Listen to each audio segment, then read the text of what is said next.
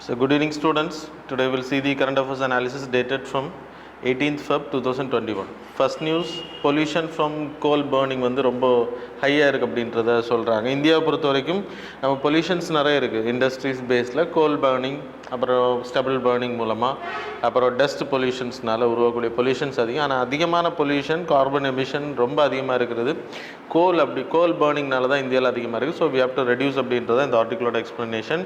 International energy agency clean coal center, இவங்க வந்து London based ஒரு குரூப். அவங்க லண்டனில் ஹெட் குவார்ட்டர்ஸ் இருக்காங்க. So India is a group of this part, like இந்த ஆர்கனைசேஷனில் we are the part. So இதோட மெயின் எய்ம் என்ன அப்படின்னா, நம்மளோட எமிஷன்ஸை வந்து கண்ட்ரோல் பண்ணுறதுக்காக இந்த ஆர்கனைசேஷன் உருவாக்கு, க்ளீன் எனர்ஜியை ஆல் ஓவர் வேர்ல்டு இம்ப்ளிமெண்ட் பண்ணுறதுக்காக. அதில் அவங்க ஸ்டடி பண்ணதில் என்ன அப்படின்னா, இந்தியாவை பொறுத்த வரைக்கும் எமிஷன்ஸ் வந்து ரொம்ப ஹையாக இருக்குது, அதில் கோல் வந்து ரொம்ப அதிகமாக இருக்குது அப்படின்றது. Pollution from the coal based thermal power பிளான்ஸோட கான்ட்ரிபியூஷன் எடுத்தால் சல்ஃபர் டை ஆக்சைடு ரொம்ப அதிகம்.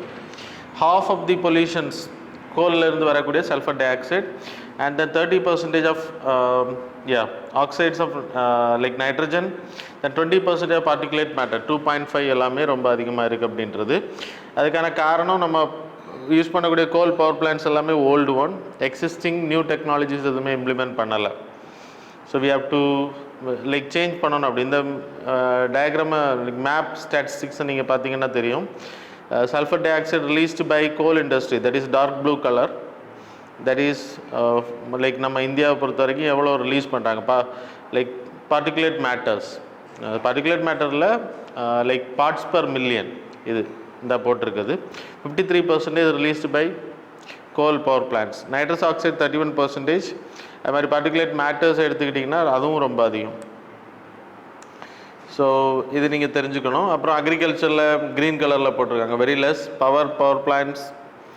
அது மாதிரி sulphur di oxide from industries, other industry 33% தான். அப்போ கோல் பவர் பிளான்ட்ஸ் தான் நம்ம வந்து க்ளீன் எனர்ஜி இன்ட்ரடியூஸ் பண்ணப்படணும் அப்படின்றத இந்த ஆர்டிகளோட சொல்லுது. இந்தியாவில் 2 பவர் பிளான்ட்ஸ் தான் நியூ அட்வான்ஸ்டு மாடலில் வச்சுருக்காங்க, டெக்னாலஜி இம்ப்ளிமெண்ட் பண்ணப்பட்டது. That is Mundra and the Sasan in Gujarat. மற்றது எல்லாமே ஓல்டு மாடலில் தான் இருக்குது. சில இதில் எல்லாமே அந்த carbon capture utilisation mechanism, that is கார்பனை கேப்சர் பண்ணி அதை ஸ்டோர் பண்ணுற வேலைகள்லாம் பண்ணிகிட்டு இருக்காங்க. ஸோ அதெல்லாம் இன்றைக்கி இந்தியா ஃபுல்லாக கொண்டு வரணும் அப்படின்றத இந்த ஆர்டிகளோட எக்ஸ்ப்ளனேஷன் சொல்லுது. That is adopting carbon capture utilisation storage. So அதை அண்டர் கிரவுண்டில் எங்கேயா சேவ் பண்ணுறது, நம்ம கோல்லேருந்து வரக்கூடிய எமிஷன்ஸை வந்து ஸ்டாப் பண்ணுறதுக்காக ஃபில்டரிங் பண்ணுறது ஏரை.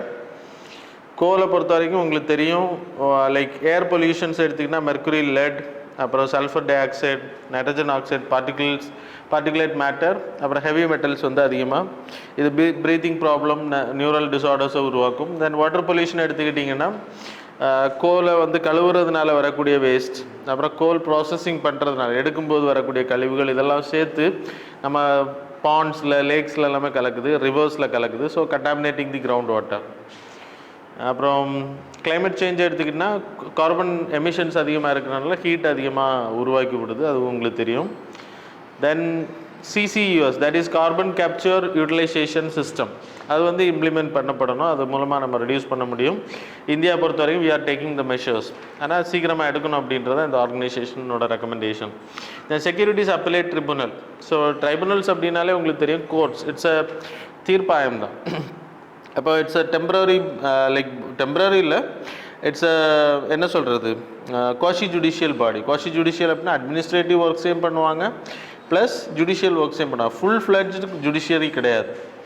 அப்போது NGT, நேஷ்னல் க்ரீன் ட்ரைபுனல் எடுத்துக்கிட்டிங்கன்னா பசுமை தீர்ப்பாயம். பசுமை எதிரான கேசஸ், பசுமை பொல்யூஷனால் வரக்கூடிய கேசஸ் எல்லாம் நீங்கள் நார்மல் கோர்ட்டுக்கும் கொண்டு போக முடியும். ஆனால் தீர்ப்பாயங்களுக்கு கொண்டு போயாச்சுன்னா உடனே ரெட்ரஸல் மெக்கானிசம் இருக்குது. அது மாதிரி தான் செக்யூரிட்டிஸில் வரக்கூடிய செக்யூரிட்டி எக்ஸ்சேஞ்ச் போர்டு இருக்கு இல்லையா, செபியில் வரக்கூடிய ப்ராப்ளம்ஸ், which means லைக் செபிக்கும் இன்வெஸ்டர்ஸுக்கும் வரக்கூடிய ப்ராப்ளத்தை ஃபைல் பண்ணுறதுக்கு. இப்போது செபி எதனால இந்த நியூஸ் வந்திருக்கு அப்படின்னா, செபி ஒரு ரீட்டைலர்ஸ் இன்வெஸ்டர்ஸ் வந்து பேன் பண்ணியிருக்காங்க 1 இயருக்கு. இன்வெஸ்ட்மெண்ட் அவங்க ஃப்ராட்லண்ட் மீன்ஸாக சில விஷயங்கள் பண்ணாங்க அப்படின்றது அந்த ஆர்டர் தான் இவங்க குவாஷ் பண்ணியிருக்கு. குவாஷில் ஸ்டாப் பண்ணி வச்சுருக்காங்க, ஸ்டே பண்ணியிருக்காங்க. That's why it was in news. அதனால தான் செக்யூரிட்டிஸ் அப்ளைட் ட்ரிபுனல் பற்றி நம்ம தெரிஞ்சுக்கணும். ஸோ செக்யூரிட்டி அப்ளைட் ட்ரிபுனலை பொறுத்த வரைக்கும் செபியோட ஆக்ட் அடிப்படையில், செபி ஆக்ட் 1992 ஆக்ட் அடிப்படையில் செக்ஷன் 15K அப்படின்ற கேட்டகரியில் உருவாக்கப்பட்டது. அந்த செக்ஷன்ஸில் headquarters in Mumbai, that is a presiding officer and 2 members. இதெல்லாமே ஜட்ஜஸ் தான் அப்பாயின்ட் பண்ணுவாங்க. ஆனால் கேபிட்டல் மார்க்கெட்டை பற்றி நல்ல நாலேஜ் இருக்கணும். செபியை பொறுத்த வரைக்கும் deals with securities, shares, stocks எல்லாம். ஸோ அதை பற்றி நாலேஜ் இருக்கக்கூடிய ஒரு பர்சனை தான் அப்பாயின்ட் பண்ணுவாங்க. அப்பாயின்ட் பண்ணுறதுக்கு முன்னாடி பிரசிடென்ட் வில் அப்பாயிண்ட். அப்போ இதை அப்பாயின்ட் பண்ணுறதுக்கு முன்னாடி சீஃப் ஜஸ்டிஸ் கிட்ட கன்சல்டேஷன் பண்ணணும். சரியா? Then it's act as a civil court. சிவில்னா நார்மல் சிவில் கேசஸ் மட்டும்தான் இவங்க, அதுக்கான எல்லா பவரும் இவங்களுக்கு இருக்கும். ப்ளஸ் இவங்ககிட்ட வரக்கூடிய தீர்ப்பை அப்பீல் பண்ணுறது Supreme Court, and you can go by High Court and Supreme Court. ரெண்டு இடத்துல நீங்கள் அப்பீலுக்கு போய்க்கலாம். ஸோ இவங்க என்னென்ன கேசஸ்னால், இப்போ செக்யூரிட்டி எக்ஸ்சேஞ்ச் போர்ட் ஆஃப் இந்தியாவில் வரக்கூடிய கேசஸ், விச் மீன்ஸ் ஷேர்ஸில் ஏதாவது ப்ராப்ளம், லைக் ஈக்விட்டி ப்ராப்ளம், இல்லைனா இன்வெஸ்டர்ஸுக்கு செபிக்கு ரெகுலேட்டருக்கு ப்ராப்ளம் இருக்குன்னா தே கேன் கோ தேர். அப்புறம் pension fund regulatory authority, insurance regulatory development அத்தாரிட்டியில் வரக்கூடிய கேசஸும் அவங்க எங்கே போக முடியும். Then security exchange board of India, you people no need to explain.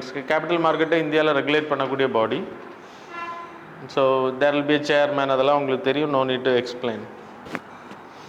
Then third news, New York convention. So இந்த நியூஸ் என்ன அப்படின்னா, கேரின் எனர்ஜி அப்படின்ற ஒரு லைக் நிறுவனம், யூகே பேஸ்ட் நிறுவனம் இந்தியாவில் இன்வெஸ்ட் பண்ணியிருந்தாங்க.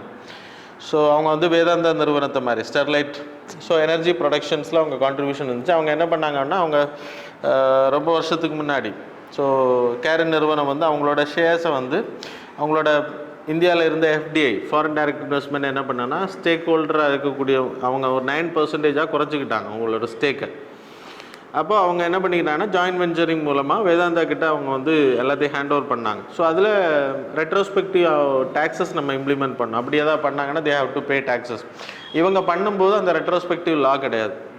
நமக்கு டாக்ஸேஷனுக்கு லா வந்து ரெட்ரோஸ்பெக்டிவ் எஃபெக்ட் கொடுக்க முடியும். அது உங்களுக்கு தெரியும். வோடஃபோன் கேஸில் இஸ் அன் எக்ஸாம்பிள். அப்போ ஃபியூச்சரில் இல்லை, பாஸ்ட்டில் இருந்து உங்களுக்கு அந்த லாவை இம்ப்ளிமெண்ட் பண்ண முடியும். ஸோ அதன் மூலமாக இவங்ககிட்ட they have to pay 10,000 crore மேலே லைக் டேக்ஸ் பே பண்ணணும் அப்படின்னு சொன்னாங்க. ஸோ அவங்க என்ன பண்ணாங்க அப்படின்னா, it's a violation of UK BIT, UK bilateral investment trade.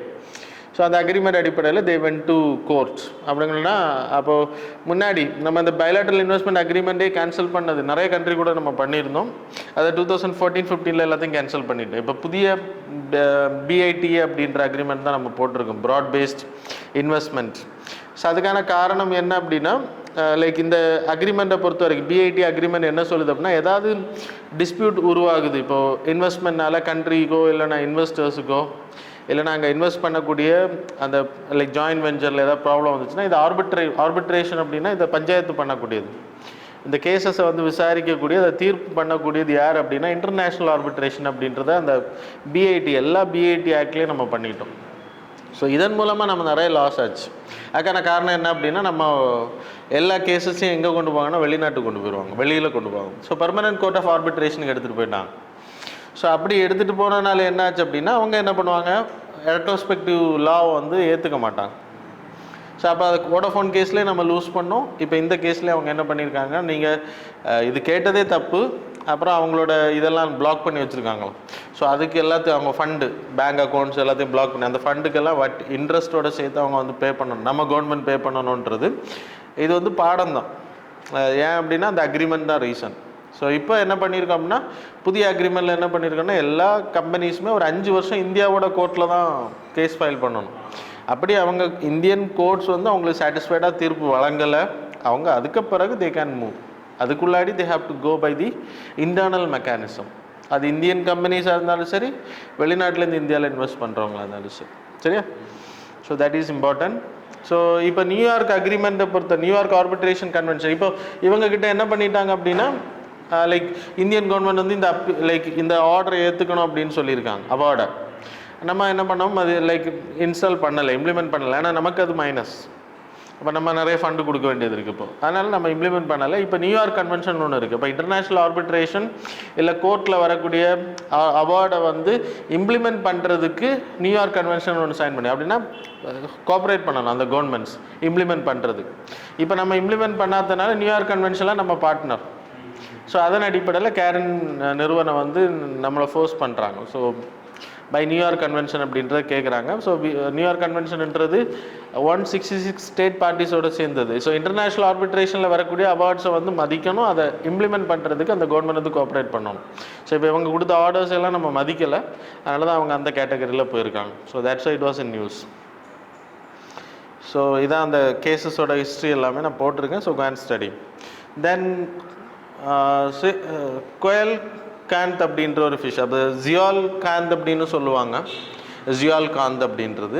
So pronunciation might be different, சரியா? ஸோ ஜியால் காந்த் அப்படின்றது தான் ஆக்சுவல் ப்ரொனன்சியேஷன் அப்படின்னு சொல்லப்படுது. ஜியால் காந்த் அப்படின்றது it's a old age fish. Creatures பீரியடில் இந்த டைனோசர் அதுக்கு அந்த டைம் பீரியடில் இருந்ததாக சொல்லப்படுது. அது ரொம்ப கீழே பகுதியில் தான் இருக்குது, 2300 மீட்டர்ஸ் அந்த இடத்துல தான் இருக்கும். இட்ஸ் ஓன் சீல. ஸோ அதோட ஃபாசில்ஸ் வந்து இப்போ எவிடன்ஸ் கண்டுபிடிச்சிருக்காங்க. இட்ஸ் அ லிவிங் ஃபாசில் அப்படின்னு சொல்லப்படுது. ஏன் லிவிங் ஃபாசில் அப்படின்னா, முன்னாடி இது வந்து டைனோசர் பீரியடில் அது அழிஞ்சு போனால் நம்ம கருதப்பட்டுச்சு. லேட்டர் நம்ம அதை திருப்பி ஐடென்டிஃபை பண்ணோம். ஸோ அதனால் அது இன்றைக்கும் உயிரோட இருக்குது அந்த ஃபிஷ், சரியா? It's a fish variety, deep sea கிரியேச்சர்ஸ்னு பேர். 66 மில்லியன் இயர்ஸ் ஓல்டு கிரியேச்சர் இது, சரியா? கிரியேச்சர்ஸ் பீரியடில் இருக்குது. 1938 ரீஐடென்டிஃபை பண்ணிட்டாங்க, சரியா? 2 ஸ்பீஷீஸ் இதில் உண்டு. கோமரோஸ் ஐலண்டில் இருக்கக்கூடியது ஒன்று இருக்குது. அப்புறம் சுலவேசி அப்படின்ற வாட்டர்ஸ் ஆஃப் இந்தோனேஷியா பக்கத்தில் இருக்கக்கூடிய சுலவேசி ஐலண்ட் பக்கத்துலேயும் இது ரெண்டு கேட்டகரி இருக்குது அப்படின்னு சொல்கிறாங்க. ஒன்று வந்து இன்டர்நேஷ்னல் IUCNல என்டேஞ்சர்ட் கேட்டகரி, கோமரோஸ் கேட்டகரியில் இருக்கிறது. இன்னொன்று வந்து வல்னரபிள் கேட்டகரி, சுலவேசி அப்படின்ற பிளேசஸில் இருக்கக்கூடிய வல்னரபிள் கேட்டகரியில் மென்ஷன் பண்ணியிருக்காங்க. தென் இதாக இருக்குது இந்த ஸ்டேட்டஸ் சைட் ஸ்டேட்டஸ் எடுத்திங்கன்னா Appendix 1 கேட்டகரியில் we are protecting. Then 5th news வந்து comprehensive economic cooperation and partnership agreement between India and Mauritius. So இப்போ நமக்கு ஃபாரின் ட்ரேட் இன்வெஸ்ட்மெண்ட்டை பற்றி தெரியும், WTO we study. So people can listen the board, இல்லைன்னா நீங்கள் இந்த சார்ட்டையும் பார்த்துக்கோங்க. முதல்ல FTA PTA பற்றி சொல்லிடுறேன். ஸோ FTA அப்படின்னா ஃப்ரீ ட்ரேட் அக்ரிமெண்ட். ஸோ முதல்ல PTA we will sign with countries. Preferential trade agreement. Preferential trade agreement na actually என்னது? So which means there will be a list of products. Like ரெண்டு country, இப்போ A country and B country, they will make some list of products. So they will try to reduce the tariff for these products. So இந்த ப்ராடக்ட்டுக்கு மட்டும் டேரிஃபை வந்து கம்மி பண்ணுவாங்க. இப்போ 20%, இப்போ A country வந்து B கண்ட்ரிலேருந்து வரக்கூடிய ப்ராடக்ட்ஸு 20% டேரிஃப் போடுறாங்க அப்படின்னா, இந்த லிஸ்ட்டில் வரக்கூடிய PTA அக்ரிமெண்ட் அந்த ரெண்டு கண்ட்ரி சைன் பண்ணும்போது இந்த லிஸ்ட்டில் வரக்கூடிய ப்ராடக்ட்ஸுக்கு they will reduce the tariff. அதே மாதிரி FTA அப்படின்னா free trade agreement. So they will come more closer. அப்படின்றப்போ they will increase the list and they will reduce the tariff from 5% இருக்கும் PTAல. ஸோ 0லேருந்து 2%, 3%, அதுக்கு மேலே போகாது FTA அப்படின்னா. அதுவும் லிஸ்ட் ஆஃப் ப்ராடக்ட்ஸ் தான், லிஸ்ட் பண்ணாத ப்ராடக்ட்ஸ்லாம் இங்கே வராது, லிஸ்ட் ஆஃப் ப்ராடக்ட்ஸ் தான் அனுப்ப முடியும். அதுக்கு மேலே நீங்கள் ரொம்ப க்ளோஸராக வரும்போது you will sign comprehensive economic agreements, comprehensive economic cooperation agreement or comprehensive economic partnership agreement, CEPA and CECA. So இப்போது நம்ம பண்ணியிருக்கிறது செப்பா அக்ரிமெண்ட் வித் மொரீஷியஸ். அது மாதிரி சிசா அக்ரிமெண்ட் நம்ம பண்ணியிருக்கோம் சிங்கப்பூர் கூட, மலேசியா கூட வி ஹேவிங். ஸோ இந்த அக்ரிமெண்ட்டை பொறுத்த வரைக்கும் இன்வெஸ்ட்மெண்ட், ஸோ இது only for goods and services, சரியா? So you will list goods and services. இது இன்வெஸ்ட்மெண்ட் கேட்டகரியில் ஃப்ரீ ட்ரேட். சேம் FTA தான் இன்வெஸ்ட்மெண்ட்டில் வரும், that is FDI.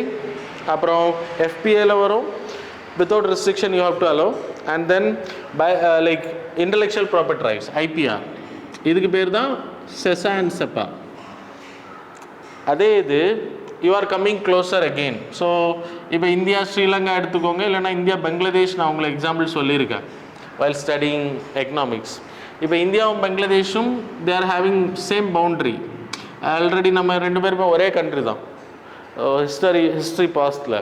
So what we will make, we are coming very closer, so we don't have any like international problem எதுவும் இல்லை அப்படின்றப்போ we will open the boundaries. Then this country will be called as India-Bangladesh Union. India-Bangladesh Union. அப்படின்னா இன்னைக்கு European union இருக்கிறவா. So open borders. So Bangladesh people can man sell here, Indian people அங்கே போய் sell பண்ண முடியும். So no restriction, they can work without visa, they can travel. That is called as union அப்படின்னு பேர். So அதெல்லாமே உங்களுக்கு free trade அக்ரிமெண்ட்டில் தேவை. அப்புறம் காமன் மார்க்கெட், எக்கனாமிக் மார்க்கெட்லாம் த சேம். ட்ரேடிங் பண்ணுறது, இங்கே இருக்கக்கூடிய பொருளை இங்கே வந்து அலோவ் பண்ணுறது. இப்போ மியான்மர் போன்ற கண்ட்ரிஸ் நம்ம ஹேட்ஸ் அப்படின்ற சிஸ்டம் அலோவ் பண்ணுறோம், பார்டர் ஹேட்ஸ். அப்படின்னா அவங்களோட பொருட்களை ஒரு குறிப்பிட்ட நாட்கள் அவங்க பார்டரில் இருக்கக்கூடிய சந்தைகளில் வந்து விற்றுக்கலாம். தட் இஸ் எக்கனாமிக் மார்க்கெட்ஸ் அந்த காமன் மார்க்கெட்ஸ் கேட்டகரியில். ஸோ இது உங்களுக்கு தெரிஞ்சிருக்கணும் எக்ஸாம்பிள், சரியா? ஸோ இப்போ செப்பா அக்ரிமெண்ட் சைன் பண்ணி இப்போ உங்களுக்கு புரிஞ்சிருக்கும் செப்பா அக்ரிமெண்ட்னா என்ன அப்படின்றது. No need to explain. The next one, draft blue economy policy. So blue economy policy வந்து நம்ம நிறைய முயற்சிகள் பண்ணிட்டு இருக்கோம். இந்தியா பொறுத்தவரை we having 7500க்கு மேலே கோஸ்டல் ஏரியாஸ் கவர் ஆகிருக்கு. மொத்தமாக இந்தியா லேண்ட் வந்து பாப்புலேஷன் இப்போ அதிகமாகிருக்கு. ஸோ இந்தியாவில் இருக்கக்கூடிய சோர்சஸ் லேண்ட் ரா மெட்டீரியல்ஸை மட்டும் நம்ம எடுத்துகிட்டே இருந்தோம் அப்படின்னா ஒரு நாளைக்கு எல்லாமே போயிடவும், அதுக்கு பிறகு the population will get affected. So அதனால் we have to diversify our resource நம்ம எங்கெல்லாம் இருக்குது அப்படின்றது. ஸோ கடலுக்குள்ளாடி நிறைய இருக்குது நமக்கு. இந்தியன் ஓஷன் கிட்டத்தட்ட நமக்கு 7.5 லைக் 1000 கிலோமீட்டர்ஸ்க்கு நமக்கு கோஸ்டல் லேண்ட்ஸ் இருந்தாலுமே அதுபோல் ஐலண்ட்ஸ் இருக்குது. ப்ளஸ் எக்ஸ்க்ளூசிவ் எக்கனாமிக் ஜோன் நமக்கு ரொம்ப அதிகம். Like million square kilometres we have. So you can see here.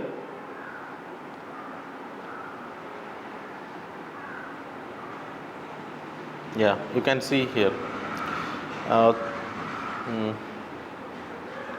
2 million square kilometers like exclusive economic zone இருக்குது. இதில் எல்லாமே நமக்கு லிவிங் ரிசோர்ஸும் இருக்குது, நான் லிவிங் ரிசோர்ஸஸும் இருக்குது.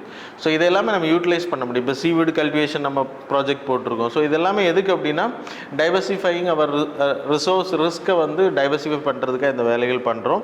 அதில் மெயினாக ப்ளூ எக்கானமி பொறுத்த வரைக்கும் இப்போ போட்டிருக்கக்கூடிய ஸோ இதுதான் ப்ளூ எக்கானமி. ஸோ கடலில் இருக்கக்கூடிய ரிசோர்ஸஸை வந்து ஹார்னஸிங் பண்ணுறது எந்த அளவுக்கு பாசிபிலிட்டி இருக்கோ அந்த அளவுக்கு.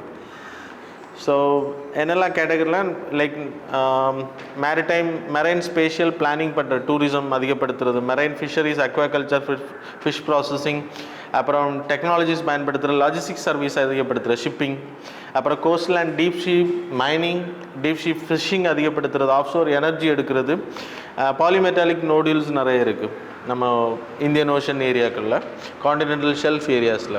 ஸோ அதுக்கு எடுக்க முடியும். அப்புறம் security strategic dimensions, so international engagement, இந்த இடங்களை ஆதிக்கப்படுத்துறதுக்கு அமெரிக்காவும் சைனாவும் ட்ரை பண்ணுறாங்க. ஸோ அதையெல்லாம் தடுக்கிற ஹெல்ப் பண்ணும் நம்ம ஹார்னஸிங் பண்ணும்போது.